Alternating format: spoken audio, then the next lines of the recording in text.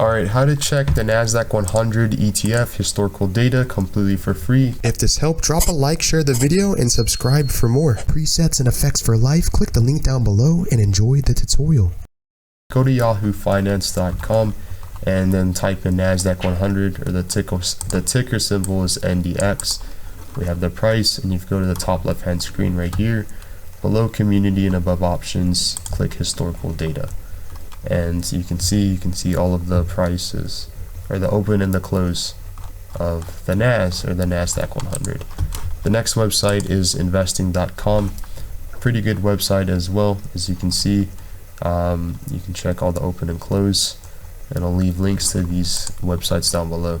My favorite personally is macrotrends.net, because if you go to the search bar and then you type in the NASDAQ, you can basically see here that you can click on the 45-year historical chart or data, and this is better if you want to see exactly, because if you were to scroll down, you have the annual changes of the NASDAQ, and this is the most volatile ETF pair. I really highly recommend investing in this, even if you put $100, because this has the most returns over SPY, VU, and even the DJI, in my opinion, completely for free. Catch you in the next one.